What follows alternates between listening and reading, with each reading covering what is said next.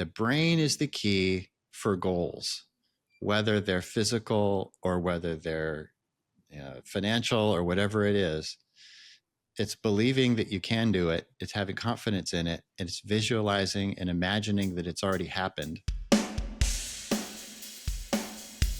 You are listening to The Dr. Haley Show, the podcast dedicated to helping you optimize your health. Each episode, there will be an interview or a message to help you discover better health. We will be featuring health radicals on the show to bring new ideas to the table, as well as doubling down on key fundamentals to support you living your best life. Your host is no other than the founder of Haley Nutrition, Dr. Michael Haley. This is the Dr. Haley Show podcast, and I'm Dr. Michael Haley, the show host. I got a interesting guest today, PJ Glassey, who started his personal training in 1987 and grew his business successfully for the following 11 years, training clients out of their homes and local area gyms. With these clients' help as test subjects and armed with his degree in exercise science, PJ invented his multi-protocol concept and refined it through 1998 when he founded the XGym, which I believe is at xgym.com. Fact check me on that. He's also author of the book Cracking Your Calorie Code and inventor of his brain type test, which helps people achieve health and fitness results much faster through specific brain wiring techniques tailored to their unique brain type. PJ, welcome to the Dr. Haley Show, and thank you for joining me. I think we're going to have a fascinating discussion. I'm excited. Yeah, me too. It's going to be really fun. And I've said before, that's an overused word in podcasts. I'm excited, but sometimes I really am. One thing that's cool too, you in this space, I like to learn from people that don't just have a lot of knowledge, but you've applied it to your own life. One thing I came across on your website, is it xgym.com? Yes, that's right. xgym.com. And there's like a Meet PJ tab, and we kind of see there's a photo of you, shredded, shirt off, I think it was 39 years old, and then 50 something on the other photo, kind of comparing side by side. It's like, wait, there's like no difference. If anything, you're even in better shape now than you were then, and you were in amazing shape then. Yes. I'm hoping to find out how you did it. Yeah. Well, there's a lot to it. And I've been a biohacker since the 80s and before the term was invented, and always had a kind of a scientist brain. So I've always been doing experiments and trying different things, and still am. I spend at least 2 hours in the research every day and just trying to come up with new ideas and experiments to try new things to see if I can make my program better for other people and myself. I'm always the first guinea pig. So 90% of the stuff I try fails miserably, but then I don't have to try that stuff on anybody else. So that's why I do it first. And then I try it on friends. And I know completely what you're talking about, because I've done a lot of things in the gym. I wonder what's going to happen if I do this, and some things make me stronger and some things make me weaker. Right. Yeah. So, when I get in the 10% and something succeeds, then I try it on friends and family, people that won't sue me, and then see if it works on them. And then if it does, then I try it on my trainers and see if it works on them. And then I try it on some of my members that have been with me for years and see if it works on them. And then if it makes it through all those stages, then I decide if it's actually better than one of the methods or techniques that I already have. And then if it is, then it starts to get incorporated into my routine and methodology for everybody. And that way we can keep getting better all the time. So it's just, trial and error, and it's not exactly the scientific method. It's not RCTs or anything like that, but it works. And that's how my program has evolved and how I found randomized controlled trials. I think RCT is right. Yeah, certainly not that, but it still works. And, so the XGym is a gym, but it's also a lab of sorts. And finding this and exploring and just learning new things all the time, biohacking. And I've slowed down aging for myself and a lot of other people. That's fantastic. And I do want to get into some of the how you did that, but tell me about XGym first. Mhm. Is it a physical location where people come to train? Is it an online gym? What is it? Yes, it's both. So we do a ton of online training. We've done that since 2017. So, when then COVID hit and the lockdowns and everybody was forced into online training, we were the OG already. So it was super easy for us. And The OG, what's original gangster.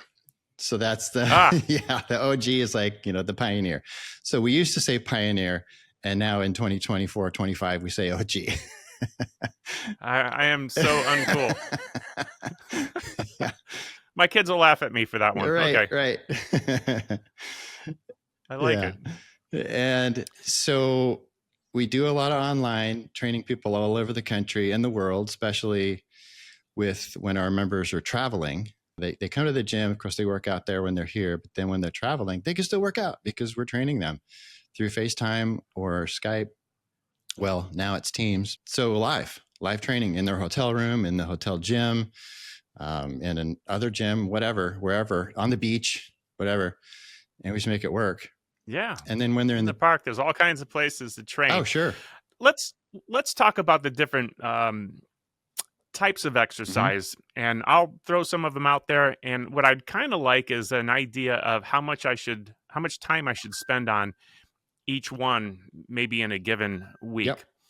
Because a lot of us, when we think of training, we think of lifting weights and possibly strength training or bodybuilding. But there's also sports or balance and coordination type things where we're actually increasing or improving our agility. Right. There's flexibility training. There's endurance training where you can push yourself for longer distances, like in the case of running or something like that. There's all different aspects to being in shape physically. Yep. How much time do you spend a week in each of those areas, and how much time do you think we need to spend in those areas? Yes. So my gym has a workout that takes 21 minutes, and the frequency is twice a week. And that's equivalent to about 7 hours of traditional training. Personally, I do more, not because I'm a hypocrite, because I'm addicted and it's fun. So I do my 21 minutes twice a week of strength training, but I also do 2, sometimes 3 times a week of our cardio classes. And it's cardio, but it starts with an X, of course, and we call it cardio. And it's also 21 minutes. But the reason I do that is because it's like playing on a playground, and we're just running around doing stuff, and it's all very controlled motions. So a lot of people think of XGym and they picture a CrossFit, where you're jumping around, high impact stuff, lifting really heavy weights, fast ballistic reps.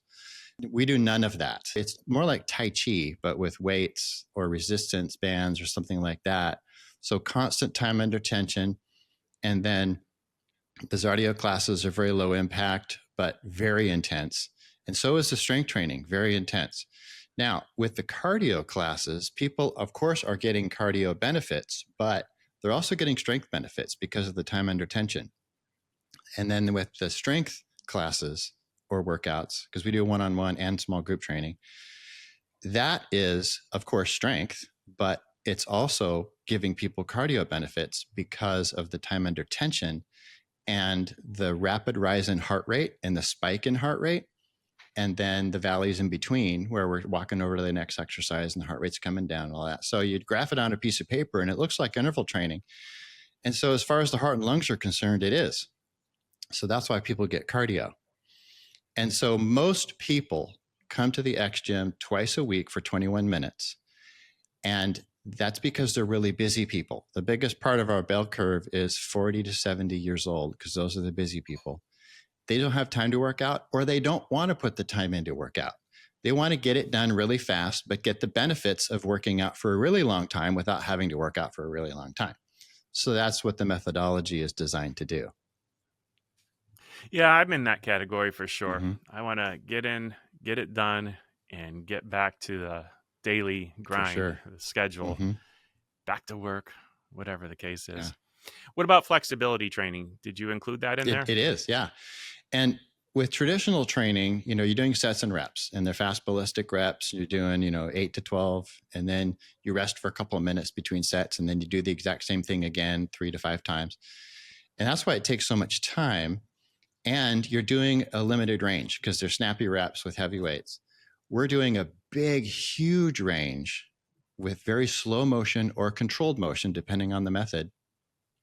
And so just the range, the active range of motion in these exercises with time under tension through the entire range. So you're never offloading or resting. And then that gives people flexibility, because the reason people get tighter, especially with age, is because they're moving less and they're limiting their own range of motion. That's why old men have the shuffle, because they've caused that over the years by shortening their stride. For whatever reason, a lot of times it's fear or balance, but it happens. And then when we have a smaller range of motion through life, our normal active range of motion, we lose flexibility.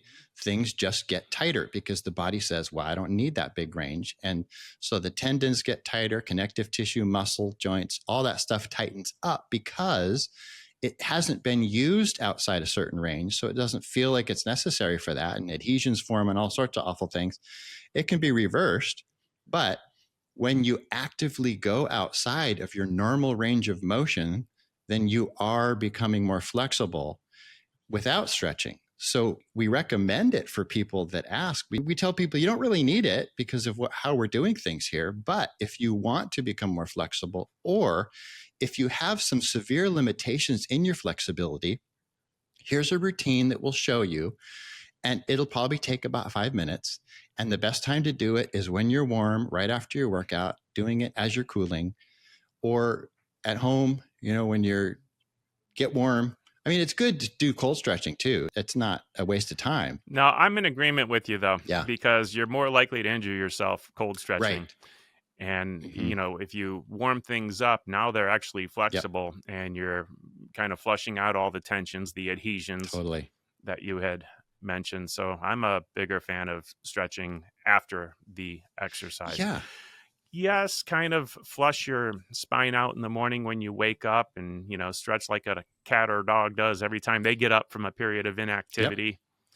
But when you're training hard and there's some, adhesions in your Mm-hmm. muscles and you go right into cold stretching, Mm-hmm. yeah, might pull a hamstring or some kind of injury because your muscles weren't ready for it. They weren't It warmed could up. happen. Right. Yeah. Now, I want to measure results and know that I'm making Mm-hmm. progress. How do you do that? Well, a couple different ways. The main way we do it on a more frequent basis is with our InBody 570. So it's a $12,000 scale that people stand on with hand electrodes and feet electrodes. So it's through the whole body, and it's 3 different frequencies. So it's very different from the home version that people have. And it can actually segment you into different areas of your body. So it can tell you how much muscle you have in your right arm, right leg, trunk. And same thing with body fat, overall body fat, and same segments for body fat for those, and visceral fat. And so that's our main tool. But if people want more than that, then we have a fitness testing program that we can take them through, which tests cardio and range of motion and strength. And if they really want to go all in, we also have the Panoe brand VO2 Max. And so we can measure that as well. So there's lots of ways we can do it. But most people, because they're busy people and because, they don't really care enough to go all in a lot of times, they'll just stick with the BEI machine so they can see their body composition changing and their muscle changing and body changing, stuff like that. Yeah. I know that AI is going to play a bigger and bigger role in these things. Have you gone into the use of AI for tracking health and fitness? Not particularly. We do a lot of wearables, and sometimes that has AI incorporated. big fan of that. My favorite wearable is my Apple Watch, but because it's also a cell phone, I don't wear it unless I'm working out. I need a watch on for an event or something where my phone is going to be not nearby, or it has to be in my pocket or whatever. Something, because I'm a granddad too, and so a lot of times I'm taking care of my grandson and hanging out with him. He's 2 now. Got a granddaughter Wow. coming next month. And so, you need to be able to be more available, especially, when babysitting for parents to call or stuff like that. So I'll wear the watch sometimes that way. But AI is great, and I use it a ton for research, especially illicit.com, which is a website that helps you comb through research papers at a very rapid rate. And the Gemini is also really good. And notebook.lm is amazing. So I spend 2 hours a day on research. And 2 years ago, that 2 hours a day was Googling things and looking up things manually. Now that 2 hours is using a ton of different AI sources. I'm getting so much more done in the same amount of time. I'm getting a whole day's worth of research done in 2 hours, where equivalent to the 2 hours of 2 years ago. I chuckled a little bit when you said Gemini, because it was literally the day it was made available to me. I essentially had a little discussion with Gemini and said something like, we're going to do a podcast together and I'm going to interview you. And then after 15 minutes, you're going to interview me. And we had just a full podcast together talking about aloe vera, which happens to be, the business I'm in. Yeah. And it was quite shocking, the level of intelligence, artificial intelligence, that is available today. And, that having been a handful of months ago, well, now it's multiplied probably X number of times. It's nuts. Yep. I know the future is going to be, well, partly crazy, and there's going to be some nutty problems, and who knows, artificial intelligence might just take over the world.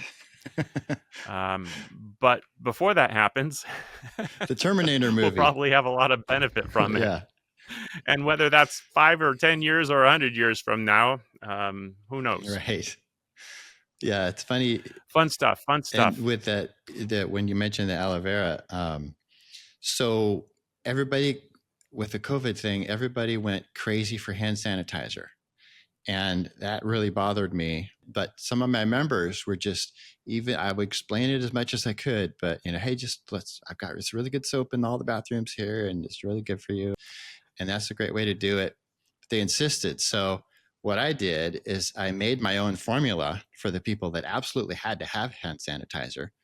And it was with the kind of alcohol that is actually not bad for you. And I also mixed in aloe vera gel. So it's a combination of both of those things instead of just the harsh, straight alcohol. And people love it. Right. It's really good. Yes. The aloe vera is in it to combat the harshness of the alcohol, because, well, alcohol can be drying, whether it's isopropyl alcohol or ethanol that you would that people will drink for the fun benefits, the mind benefits. And we had a lot of calls. People wanted aloe vera because there was no sanitizer anywhere. I had to tell them, you don't want our aloe vera for making hand sanitizer, because we're actually like the actual leaf ground up with pulp everywhere. Yeah. And it's going to make a mess on your skin if you are rubbing your hands in it because of the pulp. You want filtered aloe vera with all that stuff taken out, strained out. So we sent them to places where they can get 55-gallon drums of it for the price of our 5-gallon bucket. Right. You enjoying the show thus far? One of the many health secrets that we have covered on the show is all around aloe vera, specifically drinking raw aloe vera. Our aloe vera has helped our customers effectively heal their gut, increase their intestine health, lower inflammation in the body, eliminate and/or decrease acid reflux, have glowing skin and hair, and so much more. Now, as a frequent member of our audience, You will be exposed to exclusive specials and coupon codes for the awesome products manufactured by Haley Nutrition. That's right, for simply being awesome and tuning in. You can get a mini discount to help you optimize and better your health. To see how we can help and support you on your health journey, tune into the episodes and listen for coupon codes that you can use at www.haleynutrition.com before you make your orders of raw aloe vera. Once again, it's www.haleynutrition.com. Now, back to the show. I want to talk about brain types. And I don't know how this is going to tie in because you saw a little bit of my scattered brain type in arranging this discussion because, well, we were originally scheduled for last Tuesday, but I had to be somewhere last Tuesday and had to change it. And I put some information in the event and changed it for this week, which made it sound like we were pushing it to the following week. Mm-hmm. Okay. I was scattered. I'm wondering if I'm going to find out what kind of brain type there is here, but what are the different brain types and how do you use that for customizing someone's physical fitness plan? Yes. So everybody deserves to understand instructions on what they should do with nutrition and exercise and motivation and all those things that people struggle with. But people have different brain types. And I boiled it down to 16 different kind of brain types. And with my brain type test, people get to find out which brain type they are. And then they get to find out their custom coaching tips and techniques to rewire their brain and get past the hard things, whether that be a food craving or emotional eating or workout motivation. They can figure it out and what's going to work for them. And so it's talking actually to them based on what makes sense to them. The biggest problem I see with other trainers that don't understand this concept is they have found what works best for them over time, and they just assume that's going to be the answer for everybody. And so they tell their client, hey, do this, look at me. And then the client goes, oh, great. They're all excited and they go try, but there's an 80% chance that's not going to work. So then the client comes back and says, yeah, I don't know. I just can't stick with it. And I don't know why. And the trainer says, oh, come on, just suck it up and have more discipline and willpower and all this. And so then the client tries harder and they're just really frustrated. Well, the problem is that there's an 80% chance that the trainer and the client are not going to share even a similar brain type. And so just the instructions aren't going to make sense and they're not going to work for that person. So I developed a whole bunch of brain training techniques and dump them all into this brain type test. And then the brain type test determines the brain type and then figures out which brain training technique works for that person so they can get past their struggles, but also literally rewire their brain to change along with their body. So then when they get their physical results, their brain is different. And then they can keep those results because they don't snap back with the yo-yo like everybody else. Because that's the reason for the yo-yo is people's bodies will change, but their brain won't. Brain always wins. So then their brain makes them snap back. But if their brain changes with their body because they're rewiring it, then they get the results and they keep the results and they can be lifelong results. PJ, can you give me an example of someone that had a certain brain type and were getting instructions in a certain way and then realized their brain type was different, and how were the instructions changed and how did that change them? Yes. So before I had the brain type test, I came up with different techniques and I would have kind of a good intuition idea of what techniques might work for a certain person, but I was wrong a lot. And it was basically just throwing spaghetti up against the wall because I was really excited about my techniques that I was developing, but some would stick and some wouldn't. And so Susie, I would give her the EFT technique and it would work like a charm. And then Sam, I'd give him the same technique, but it just fell flat. And so then for him, it would be, then I would try spaghetti and the noodle that stuck for him was the visualization technique, but that didn't stick for Susie. And so I'm like, well, I'm wasting my time and their time. And so how can I figure out ahead of time which techniques are going to stick? And that's why I came up with the brain type test. It took me 5 years, but finally, when I boiled it down and perfected it. So it was very likely, I mean, it's not perfect, nothing is, but it made it very likely that the half a dozen techniques that these people get with their particular brain type will work for them and help them permanently change and rewire their brain. Okay. And in a real life example, how have you seen that turn into success in one of your clients Yeah. that was failing prior to knowing their brain type? Well, that kind of was a real example, even though I changed the names, because the Okay. EFT technique is my most common technique. And Emotional freedom yes, technique. yeah. Okay. And that's in 11 of the 16 brain types. But there's 5 brain types where it's not going to work as well. It might still work, but not super effective like the other ones. For instance, the conscious eating technique. So that's pretty common in the other 5.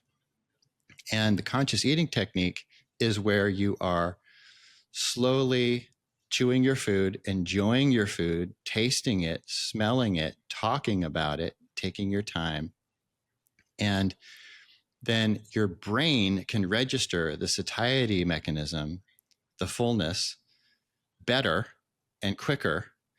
And so then you're eating less, but also your digestion is improving because you're actually appreciating the food and being grateful for it, which changes even the molecular structure of the food in a way, making it more digestible and changes your own digestive system.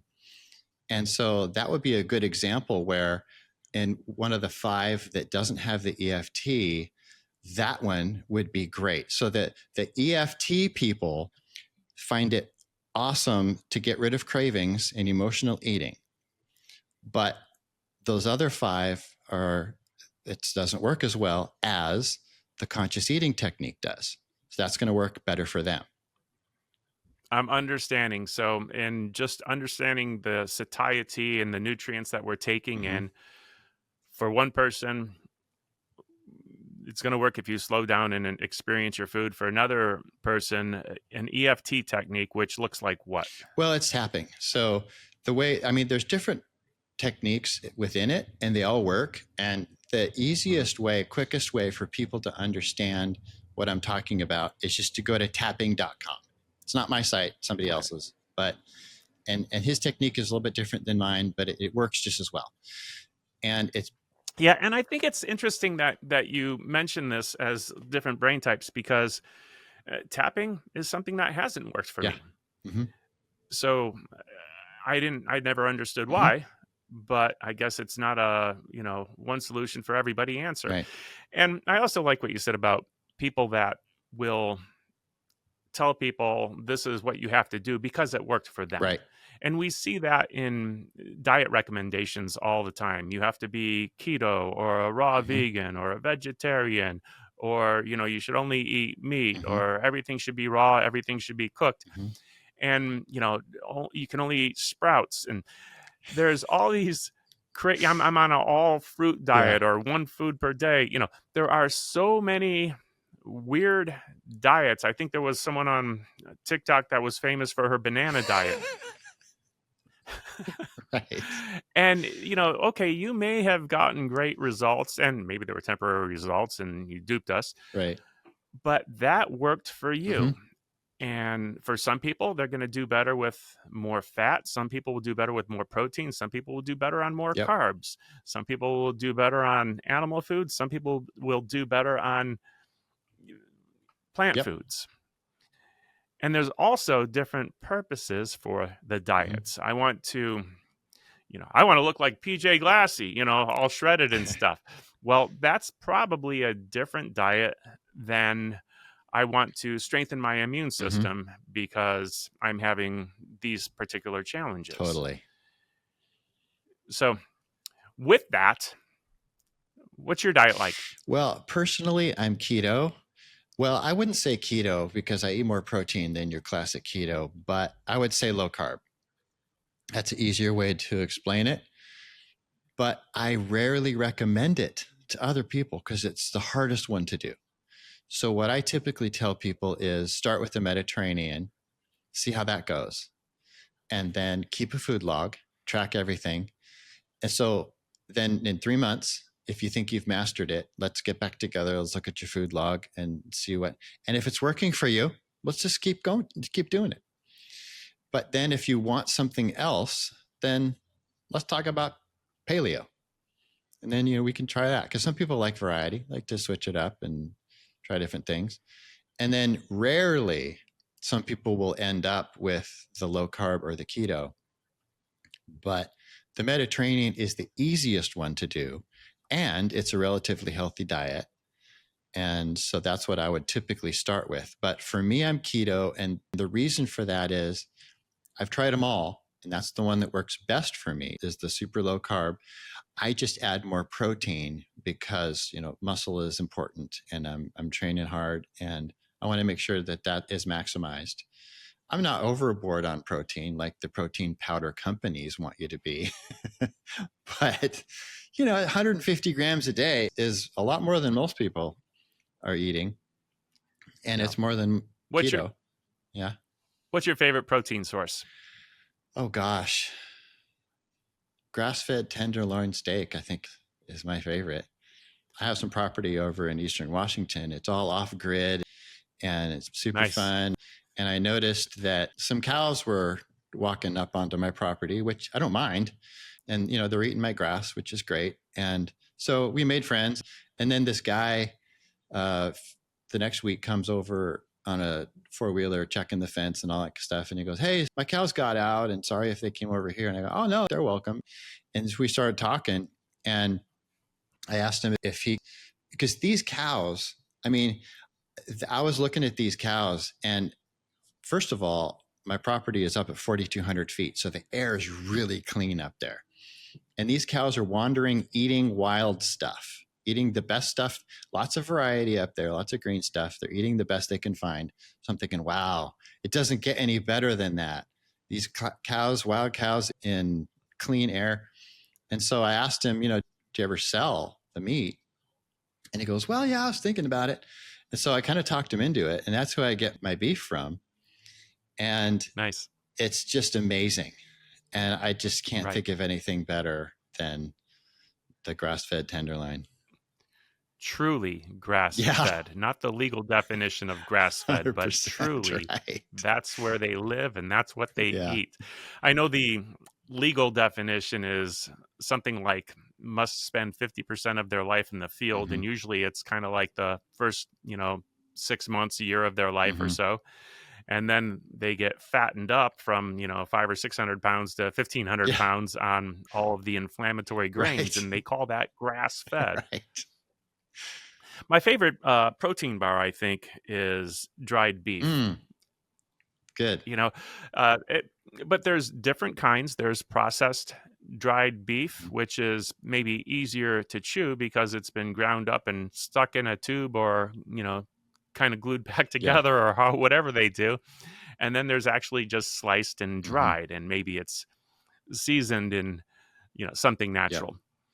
And that would be my preferred, though harder to chew. Yeah. People are getting all these crazy protein bars with all their processed chemicals in it and stuff. What are you doing? There's such good sources of real protein available to you. We used to have our own chickens and I would get beautiful bright orange eggs from them. We didn't feed them. Sometimes we did. When we had too many chickens and not enough for them to eat. And then we learned, okay, you can only have this many and this much property because they have to have enough grass. They would eat the lizards. They would eat bugs. They would eat, the leaves off the bushes. They ate everything and made the most incredible, real bright orange yolks. And the color is the nutrients and they had flavor and just amazing nutrition. I love it. Supplements, creatine, yes or no? Yes. But it's got to be really good quality. You have to be careful who you're buying it from because you could get really cheap creatine, but it's not going to be nearly as effective as paying more and getting from a trusted source. Yeah. Any tips on finding a trusted source? Yeah, my favorite is Myoscience, and it is a local guy here in Kirkland, Washington, and he makes really good stuff. Okay. And let's see, hormone optimization, yes or no? It depends. I generally say no, but there are some people at certain ages that might need it. I'm 59. I still don't need it. And maybe when I turn 70, I might look into it. But personally, I'm resistant for myself just because I so don't need it. It would just be like a supplement for me where I'm trying to optimize something, even though it's not necessary. But I'm not completely opposed, depending on the person and their condition. I haven't actually technically recommended it yet, even once, to anybody, but just as a concept, I'm not completely closed-minded to it.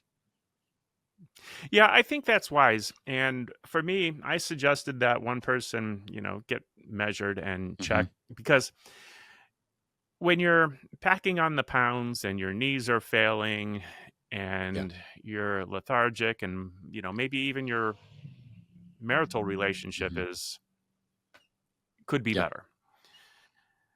There's probably circumstances. Personally, I've never been tested. I don't know what my testosterone level is, and I haven't chosen to go that route. I am curious. I would like to know what number I'm at. And like yourself, I'm 58 years old. I still feel like I have a lot of energy. I don't require much sleep. Maybe putting on a little extra weight more than I need to, but I just haven't been inspired to go that direction. And I know a lot of people have. But I am impressed because, like I said, I saw your pictures on the, Meet PJ Glassey or whatever tab it was on your website. And I said, my goodness, that guy is shredded and got a lot of muscle. And I thought I was going to catch you on that one. I thought, I don't know. That guy looks like he might have some supplemental testosterone or something going on. Nope. Awesome. What other biohacks do you use? Cold plunge, red light therapy, anything outside of the just training? Yes. Another favorite wearable is my Oura Ring, which I wear at night only, just to track sleep, because that's just fun to see. And then I have a red light lamp that is in my bathroom that I stand in front of when I'm shaving and brushing my teeth. I also have a big, huge full body vitamin D light.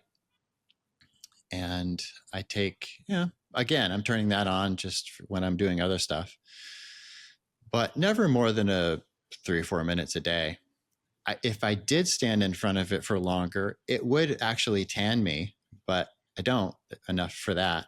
I go outside if I want to get darker, because sunlight is the best hack, literally the best biohack of any. It's far and away. And there isn't even a close second. Sunlight, just going outside and being outside, especially if you can go into the forest. And, we call that forest bathing nowadays. 200 years ago, that was just what everybody did every day. But now we have a special name for it because we live in these concrete jungles. Isn't it crazy? Yeah. It is. As a thank you for tuning into the Dr. Haley Show podcast, I have a special coupon code that can be used throughout the month of September 2025. Get $20 off your purchase of $200 or more at HaleyNutrition.com. The coupon code is SAVE20. That's SAVE20. And as usual, you can even use this coupon with on sale and already discounted bundled items. Enjoy the rest of this podcast. So I do those a lot. And I also have a sauna that if I haven't sweat really hard for a couple of days, then I go make sure that I can get that in, because sweating is an amazing detox. And that is kind of a homemade thing where I have just heat lamps, red light heat lamps that heat it up. Mm-hmm. So I'm also getting, full spectrum infrared. And then I also have some red light and infrared pens, is what they call them, where it's like a flashlight. So you can just put it right on a spot and turn on the mitochondria and get a little more circulation going. Those are probably my favorites. But Interesting. The red light pen, is that like a LED or a laser? LED. Okay. LED. Yeah. Very interesting. Concrete jungle. That's hysterical. Haven't heard the term. Yeah. But yes, the planet is getting covered with concrete and less nature around us every day. Yeah. And it's one of those things it's hard to reclaim and turn back into nature. It's a scary thing. Well, you're in what part of the country? Kirkland, Washington. Well, yeah. Okay. So, you mentioned sunlight and it's available to you. You get to spend more time in it than I do. I'm here in Florida and I could probably get 3 times the exposure, in 15 minutes, I'm done. Right. Yeah, that's all you need. I mean, it's not a big deal. So, and all you need is 15 minutes in short sleeves and that you got your daily dose. I haven't done much time in the sauna. My favorite detox, sweating detox, is pickleball. Yes. So good. Oh my gosh. An hour in pickleball and, I've probably already lost 5 pounds. I can wring my shirt out and totally. It's intense. It's fun. Yeah. And that's what we do here in Florida. I love it. Pickleball is the greatest sport. So you're playing pickleball? I do. Yeah. I actually learned years and years ago, before it was a thing, back in the late 90s, I was playing at a club I used to work at, and they had a wood pickleball court. And so I was a trainer there. So I actually got paid to play the members and got really good because everybody wanted to play.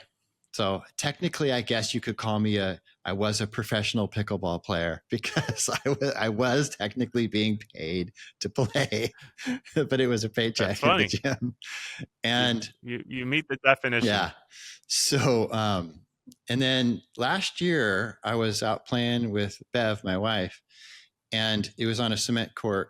And so I dove for a shot because my muscle memory remembered that I could do that because I was playing on a wood court most of my pickleball history. And on a wood court, you roll and you slide and all this kind of stuff, like in volleyball. But you don't slide on cement. And so I stuck in place. I came down on my shoulder, I stuck in place, and my collarbone broke in 2 with chips and shards. And so I went to the doctor and he said, well, let's see if it'll heal without surgery. Actually, I talked him into that, but because I didn't want surgery. And so I said, yeah, I'm a biohacker. And I did a whole bunch of biohacks, and there was a chiropractor that had the laser system and all that. And I was doing a ton of things. It's all documented on Instagram and my X account back when it happened. But because I wanted to, have a diary of everything. But the doctor said, yeah, okay, now just so you know, this is a really bad break. This is nasty. And it's going to take you 9 months, best case scenario, before you're 100%. And so he said, let's come back in 3 months. Let's see if we can get you out of the sling. So I made my appointment for 5 weeks. And instead of 3 months. And so we did more x-rays then. And at first he was really surprised to see me. And he goes, why are you back so soon? I go, well, I don't know. I just want to check it out. Let's just see. So we did x-ray and he goes, oh, yeah, okay, you don't need the sling. And so then I continued to do my stuff. And then, let's see, it was 3 months when I was back to doing everything that I was doing. And another month later, I was 100%. Isn't it amazing? And you actually taught the doctor something, which is wonderful, that life fixes things, that our bodies are made to heal. We're a self-healing organism. Sometimes when we pay attention, we'll have the answers. the life in us will tell us what we need to do to get Yep. better. A dog with a broken leg, uses the other three, and eventually you see the fourth one moving, and then they start putting a little weight on it, and before you know it, they're just running again on all Yep. fours. And we know what we need to do, but we've been conditioned to think, no, we have to go to the doctor and have these things put back together, screwed together, or whatever the case is. Now, I'm not telling anyone that got their injury, don't go to the doctor. No. You decide what you need to do, what's best for you. MDs are great for that. They're for broken bones and ER stuff. They're fantastic. And, I highly recommend them. And even for other stuff, some surgeries, everything like that. But you're right. The body is designed to heal itself. And he told me that I healed at the rate of a 12-year-old because I let it heal itself. I gave it what it needed, and I did the right things. And I was smart and careful too. I wasn't careless. And I was looking to his guidance and x-rays to know how far I could push myself so I wouldn't do anything stupid and make it worse and go backwards. But I'm guessing you weren't drugging the pain either, because that would shut off your ability to pay attention to it. Right. So the first night, first of all, I am on 0 meds, and I just never do meds. Sometimes when I feel a cold or something coming on, I'll pop some ivermectin, and that helps great. But the supplements and bone broth and all that kind of stuff that I do, because I also got the bones from the butcher, so to make that. But nice. But the night of the injury, I did take, he prescribed, I think it was Oxycontin, one of those things. I did take one to sleep, but then I kind of regretted it because the next day I felt kind of weird. And I'm like, gosh, because I don't take any meds, and I did, and now I feel weird. And so that night I decided not to. I slept just as well. And so then I just didn't ever again. So I have this huge bottle of unused Oxy that I put in my prepper backpack for the zombie apocalypse, but didn't use it myself. Yeah, I had a surgery where, I had my bicep reattached kind of thing. Yeah. Which, it wasn't horrible though. But it was, they had my shoulder in a position that when I got out of it, it's like, oh, my shoulder, my goodness. And, well, the surgery was down here because it was the bottom part where the bicep was reattached. And I remember they did give me a shot, and it just melted everything away. I said, oh my goodness, that was crazy. And then they gave me Vicodin.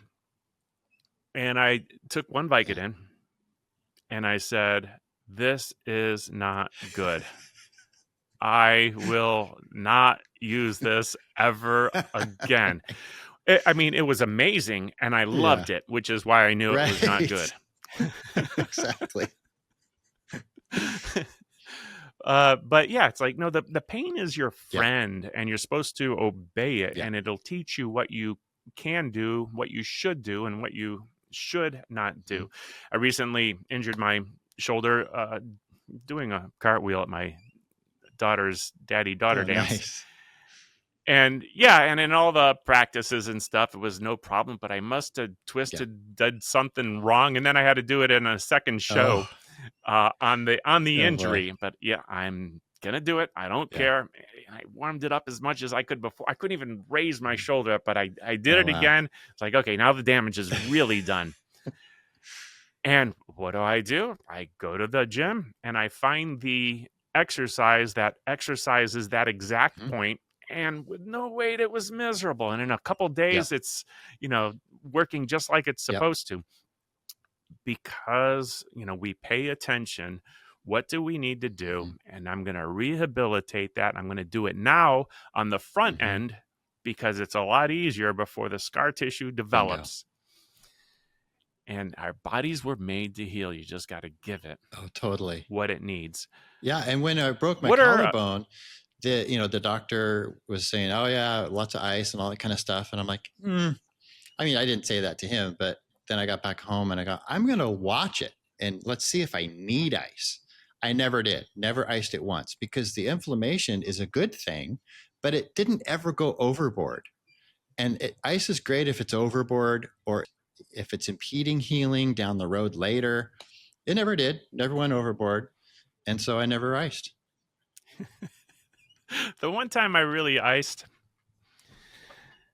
ski wreck. Yeah. And I kind of, Supermaned and then hit my head and bent it all kinds of Oh, down and stuff. And instantly I think was when I regained consciousness, I realized the same arm, my right arm was paralyzed, sort yeah. of, was not working just for a moment Oh, there. And, and then some tingling and I was able to move it and stuff. But while I was struggling there, I thought, let me use this hand and pack snow on my yeah. neck Uh-huh. because if I broke it, Yeah. That's good. I can decrease the Yeah. inflammation and maybe not get Yeah. paralyzed. That's smart. I didn't go to the doctor. Hmm. I skied down to the bottom of the hill and started doing my neck Yeah. exercises, All right. slowly paying attention, getting things moving as my arms started working again. Hmm. And I remember waking up the next day and it felt like my head was made out of steel and the bed was a magnet. And I could not, but I continued to do my Yeah. exercises, still never went to the doctor, never had an x-ray. I don't know if I broke anything. I still don't Right. know. I know it was a bad injury, Yeah. but man, somehow we heal Yes. if we pay attention and do all the right Yes. things. We're designed for it. That's what we've lost the ability to pay attention. Not all of us. Mhm. You're clearly in touch. You know what's going on. Yeah. We talked about a lot of things, and I can easily go overtime with you because we're so similar. But what's the best way for people that want to learn more from you, get in touch with you? What's your funnel to get into your email list? Where should they go? XGym.com. That's the main thing. XGYM.com. The brain type test is braintype.me. And then social on X, I am at XGym. And then, Facebook, it's XGyms on Facebook. But yeah, the main one is xgym.com and braintype.me. So those are the two main places to go. Okay, excellent. Is there anything that I should have asked you? Oh, gosh. I like to talk about attitude and mental because that is really the key. The brain is the key for goals, whether they're physical or whether they're financial or whatever it is. It's believing that you can do it. It's having confidence in it. And it's visualizing and imagining that it's already happened. And when people are doing it for fitness purposes, they would close their eyes and imagine they already have the goals, they have achieved the goals that they have achieved. And they are looking down at themselves in their imagination and noticing how flat their stomach is, that their muscles are toned and defined, and appreciating how healthy they feel, how much energy they have. And they're just experiencing as if it's already happened. This is not a new concept. Jesus taught this 2,000 years ago. Pray as if you have already received it. And so you are imagining that you have received it. It's happened. You're now living in that reality because the subconscious brain is the boss of us. And the subconscious brain will control our actions and our motivations. And this is training the subconscious brain to believe. The subconscious operates at about the level of a 3-year-old. And so whatever works on a toddler works for programming the subconscious. Since our toddler is in control, it's important to program that toddler properly. And this is a really effective way to do it because the toddler over time starts to believe this is actually you. And then you become that because the toddler becomes that. And now your actions and beliefs have changed because you've rewired your brain. And now everything is easier to achieve. Yeah. Faith is the substance of things hoped for, the evidence of things not Yep. seen. When you talk about believing, you're practicing that substance, and yes, it ends up coming to be. You can pave that particular way. One of the things that Jesus said frequently to people he healed is, your faith has made you whole. And people that had the belief got the results. Well, that's like with my collarbone. There's a lot of prayer involved with that. And I just believed that I was going to blow the doctor away with my rate of healing. I knew it. I was completely convinced 100% this is going to happen. Can't wait to blow him away. And that's what happened. I love it. That's kind of how I live my life. I like to prove that it can be done. And when people don't believe in you, that's like my biggest motivation. There's no way you can do this. Yeah. Right. Let me show you something. Okay. Challenge accepted. We're going to make it happen. PJ, thank you for joining me. This has been a fun discussion. Very thank fun. you. Thank you for having me. I hope you enjoyed that episode today on The Dr. Haley Show. Make sure to hit subscribe on whichever platform you are listening to this. If this episode made you think of someone, go ahead, take a screenshot, and share this exact episode with them. You can catch the show notes for this episode on www.drhaley.com. If you want to geek out with Dr. Michael Haley on other radical health topics, be sure to check out his YouTube channel, where he posts exclusive video content. All the details are at www.drhaley.com, and we can't wait to hang out with you on the next episode.